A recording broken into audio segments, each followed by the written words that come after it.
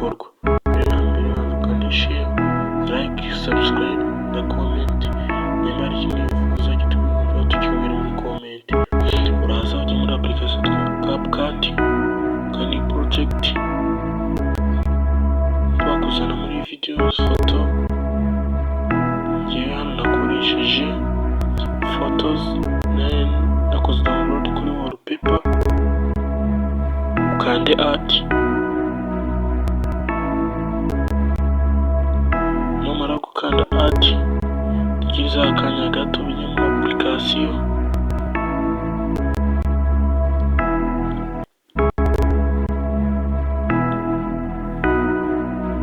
Nimara kujya murabona ko ya wallpaper byahise biza muri CapCut. Urabona ko haje logo ya CapCut, tutikandaho dukande delete. Tujya hano handitse text, add text. Twandika mu gihe dushaka kwandika, tuburiye dushaka kwandika add text.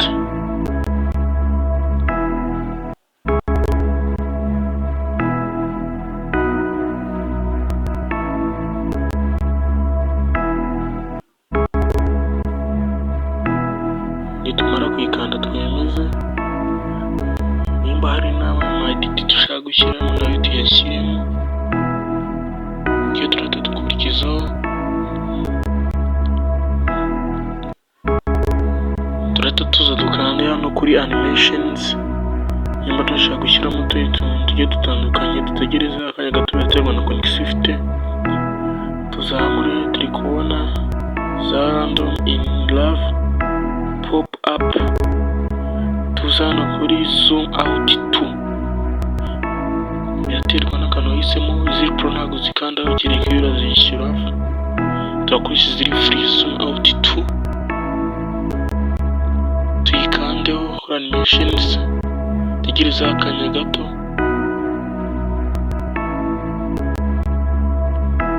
Urabona ko tukimara kuyikandaho ya animation ya zoom out 2 isiza nka ya text, add text biterwa na animation wahisemo ushaka gukoresha.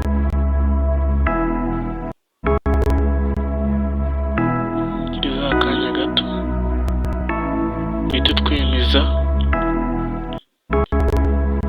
Nimba dushaka gushyiramo ama edit,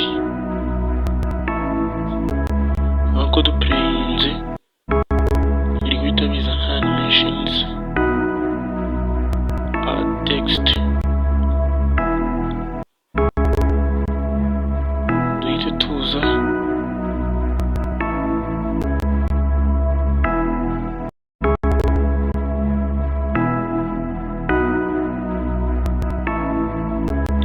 dukande kuri style.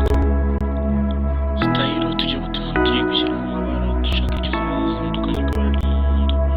Duhite twemeza. Urabona ko ya text isa ibara ry'umuhondo.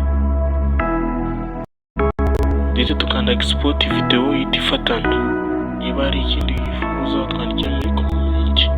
Niba ari ubwa mbere rero kuri channel, ukande subscribe kandi na share.